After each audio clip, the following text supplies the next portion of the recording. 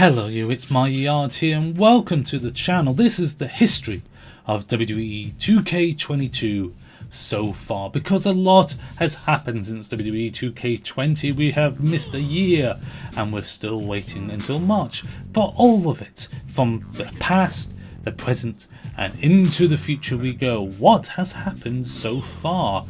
Well, for some cases it's been a lot. In other periods there's been absolutely bone dry of information. So we're going to take you right back to the very beginning of where 2K22 started, and we're going to show you a step by step of all the official information that WWE 2K has given us so far. Are you ready? Good. Hit that like button and subscribe and you'll get more information like this in your lovely little Instagrammy boxes, or Twitter or Facebook, or however you do this sort of stuff. I don't care. WWE 2K21 was officially cancelled in April 23rd, 2020. And some news articles said it was replaced with 2K Battlegrounds. That wasn't true. 2K Battlegrounds was going to come out no matter what. It was just made as the priority game for that year. Okay, it wasn't that bad a game. Good pick up and play. In May 29th, Patrick Gilmore did an Ask Me Anything on lovely Reddit for WWE games, and he answered a lot of questions truthfully about showing support for what the game could be, if he was a wrestling fan, about 2K20 and about how they couldn't really patch it anymore, and trying to keep focus on new stuff, and even hinted at GM mode even back then, but we'll discuss that more. Good thing to check out, and we'll make a video on the Ask Me Anything in the future as well, just to show you what was said before and see if anything comes to fruition. In 2021 in April, so nearly a year later, we had nothing until it hits different with Rey Mysterio as the WrestleMania sort of trailer for WWE 2K22. It was just a render of Rey Mysterio, a back shot, a kick towards a 619, but it turned out it was an old 619 animation. So did it really hit different? We argued that question from day one. But it was coming soon. We were not given a date.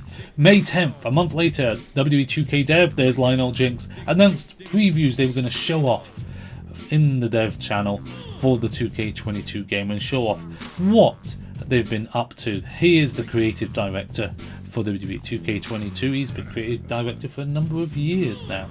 Now we got to see Rey Mysterio, the same animation that we saw at WrestleMania, but he did then sneaky peeky show little tiny things that were going to be shown off, such as entrances and motion capture with faces and that same 619 animation.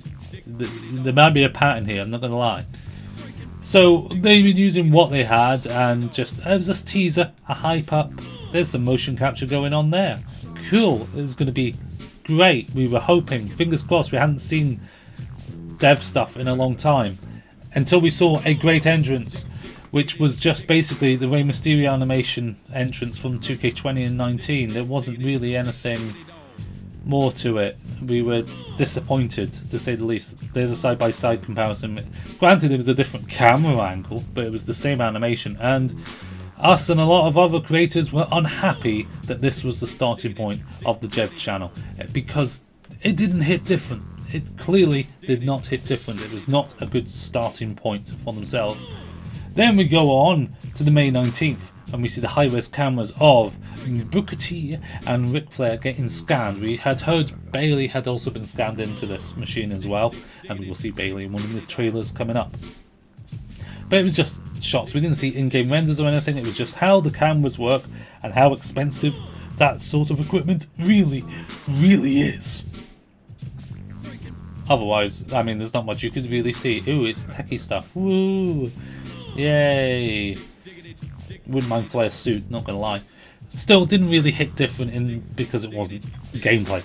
Motion Capture Studio, May 24th. We get to see the motion capture in action with the safety because of COVID in line as well. So we got to see them wearing masks, which is, kind of weird. Not gonna lie. Monkey flips, other animations, knees, torpedoes, and all that jazzes that people were excited to see animations for. They were obviously copying footage from NXT that you could see in the background that people spotted. Uranagi But obviously we didn't get to see the gameplay in action.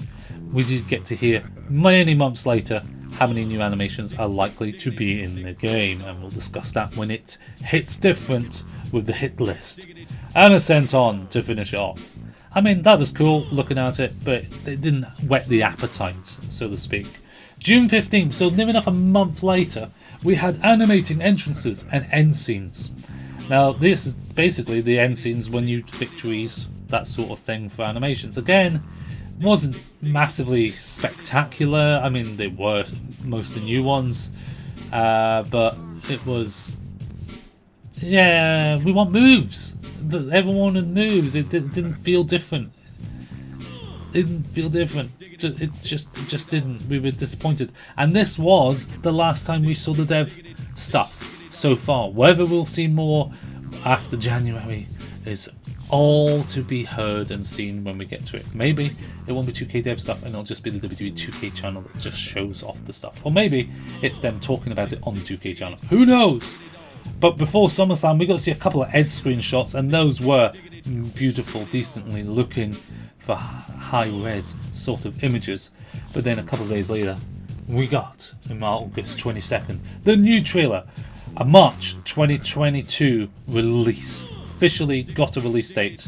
And we got to see some things like Ricochet and some clotheslines and stuff, and some new entrance animations and some new costume renders, but a lot of the animations, again, were very much the same animations. The chokeslam was the same animation. The spear was the same animation. That scoop slam was the same animation.